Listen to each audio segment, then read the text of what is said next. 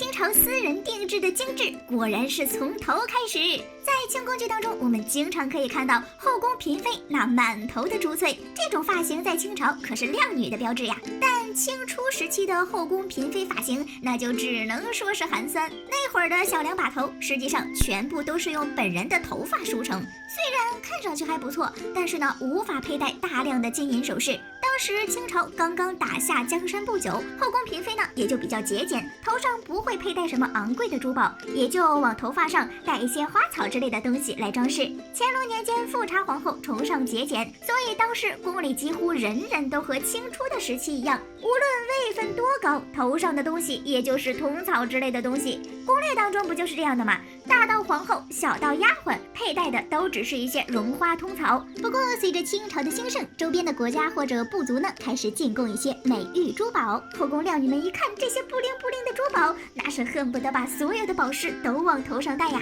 于是，一种新型的梳头工具架子横空出世，把这玩意儿固定在头发上，把头发交叉挽在上面，最后呢再余下一些头发放在脑后梳成扁平状。末尾呢，用发带束起来之后，从侧面看像一只燕子，所以就叫燕尾。这样的头发不仅什么宝石都能戴得上去，而且和他们脚上的花盆底儿配在一起，就是精致嫔妃套餐。《如懿传》当中的颖妃刚进宫时，梳头嬷嬷就说过这些。不过呀，这个发型的缺点很大，因为并不是所有人都拥有一头秀发，那些发量少的妃子，免不得就要搞一些假发来充门面了。至于乾隆年间盛行一时的辫子，那就是更加精美的东西了。虽说这个首饰之前就有，但只是到了乾隆年间才开始盛行。这种首饰，宜修、甄嬛、如懿都曾经戴过，不过也不是只有位高权重的妃子才可以戴。一般呢，在喜庆的节日时，后宫嫔妃都会佩戴。如果有宴会之类的重要场合，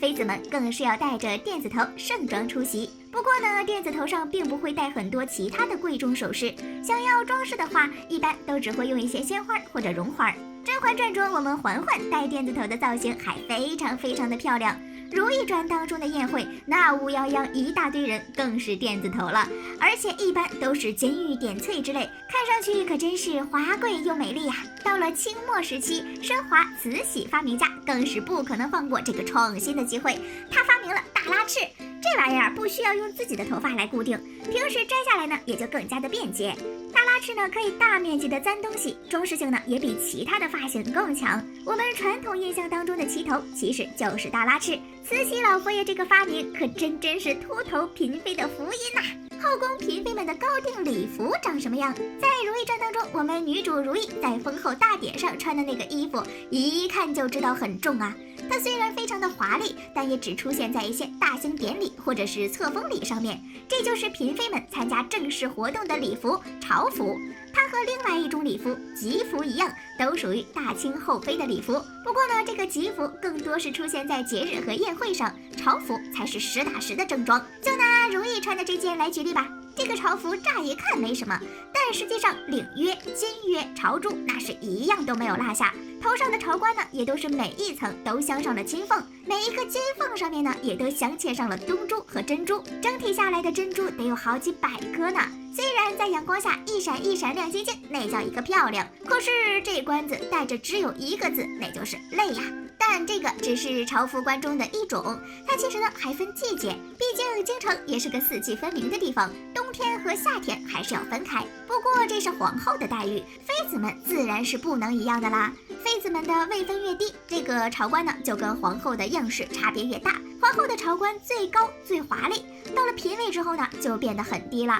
嫔位之下的那些贵人常在，连这个都是不配拥有的。君不见如懿被册封为皇贵妃的时候，后面的常在贵人身上都不是朝服冠。朝服的安排是这样，明显可以看出不同，但吉服的样式一眼看上去都差不多。就拿《如懿传》来举例吧，吉服呢一般都是蓝色或者石青色，不仅是看不出衣服有什么差别，就是看头上的辫子头也看不出什么太大的区别。不过这个辫子头是在乾隆时期才盛行起来的，之前呢后宫嫔妃参加宴会的时候戴的都是吉服冠。真实的吉服还有吉服褂，要把它套在吉服外面，于是吉服上好看的图案就都会被吉服褂挡住。至于当时的图片上为啥大家没穿吉服褂，那是因为当时要画画，特殊原因呢就要特殊对待呀。画画的时候短暂脱一下肌肤褂也不是不行，反正等画完以后再穿上去嘛。至于嫔妃们日常穿的便服嘛，它不如朝服正装正式，也不如吉服华丽，就只是一个平平无奇的便服而已。不过便服怎么穿，颜色如何选择，都是有相关规矩的。清朝令女该如何做造型？在大清后宫参加正式的典礼要穿朝服，参加宴会呢要穿吉服，这些基本上都是规定好的，不需要嫔妃们去费心费力的搭配什么。但是便服就不一样了呀，不管你是去给皇后请安，还是去见皇上，甚至去见太后，身上要穿的都是便服。如果你搭配的好，让人看了就神清气爽；如果你搭配的不好，那可能就会被嘲讽没衣品。就比如当初的安小鸟，她得宠之前，先是请求甄嬛为她做造型。甄嬛当初呢，为她搭配的夏日清凉套装，还被四大爷夸了一通，歌儿清爽，人意清爽。可以说安小鸟能够得宠，离不开那身清爽的衣服呀。不然四大爷听到歌声一看，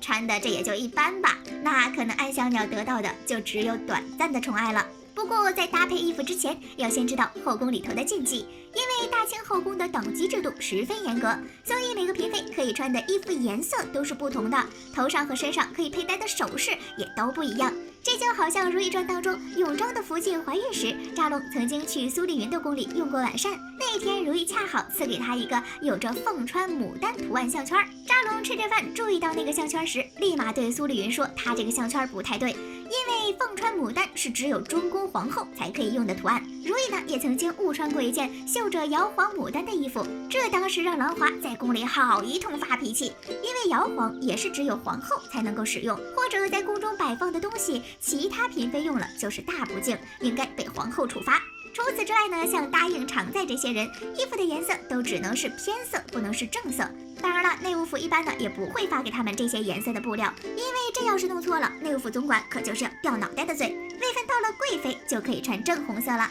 但是呢也要注意场合，就比如《如懿传》当中，在如懿大婚的第2天，金玉妍就穿了一件红色的衣服来请安，当时后宫嫔妃就因为金玉妍的穿着展开了一次批判大会。当时帝后大婚，宫里只有他们2个穿的是红色，其他嫔妃身上的衣服都是跟大红色八竿子打不着的，只有金玉妍一个人穿了个大红色，在一众嫔妃当中分外的显眼。这要是摊上一个强势的皇后，完全可以把金玉妍的这种行为定义为不敬皇后。所以呀，看场合搭配衣服确实是很重要啊。服装搭配最出色的人就是我们的嬛嬛啦，她刚进宫的时候就明白，像这种见面会之类的大场合不可以太过出挑，所以第一次给宜修请安的时候，她打扮得很素净；第一次给太后请安的时候，也是选择了素雅。反正当时太后她老人家看到甄嬛这样打扮，还是挺满意的。取2匹云锦赐予婉贵人。后来呢，甄嬛给安小鸟搭配衣服的时候，也是成功达成目标。后期嬛嬛的造型更是一个比一个好看，